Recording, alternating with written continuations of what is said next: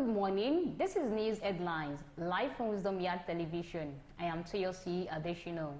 The news headlines. Fintiri bars Adamawa rapist from government jobs politics. Federal government to review school curriculum reps. CBN will implement board reforms that make economy works, Cardoso.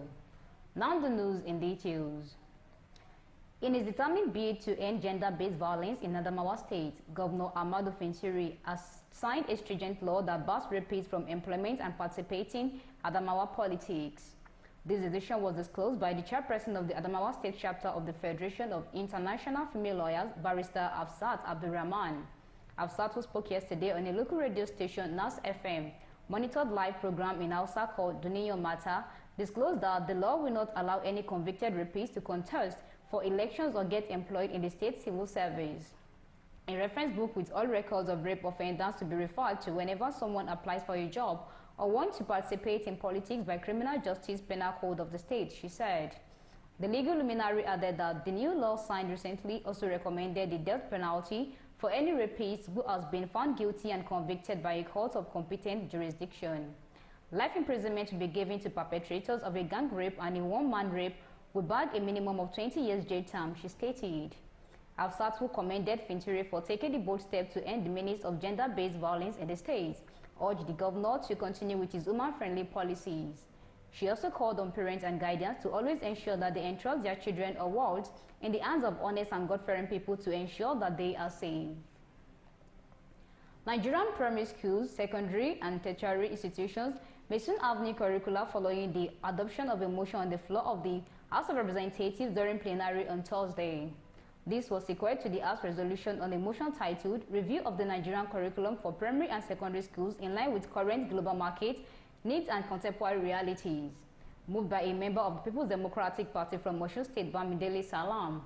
Leading the debate, Salam noted that Nigeria's traditional curriculum for primary and secondary schools faces challenges compared to advanced nations of the world. He argued that while the curriculum equips students with knowledge, it prioritizes rote learning over practical skills like critical thinking and problem-solving, which are very crucial in the current labor market.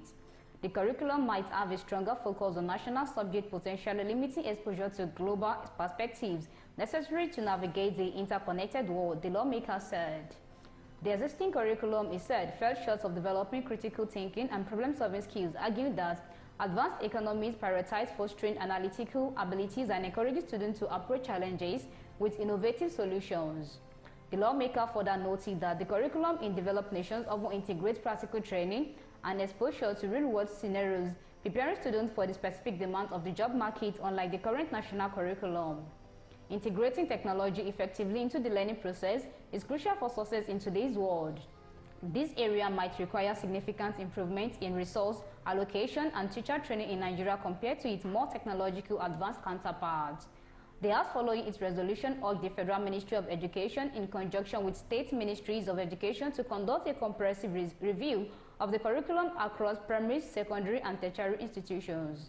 It also urged the federal government to align the curriculum with evolving global market demands which emphasize skills like critical thinking, problem-solving, digital literacy and adaptability. The House also called on the government to integrate practical applications, promote critical thinking and innovation and enhance digital literacy. Consequently, the House mandated the Federal Ministry of Education to review its implementation strategy on the National Policy of Education.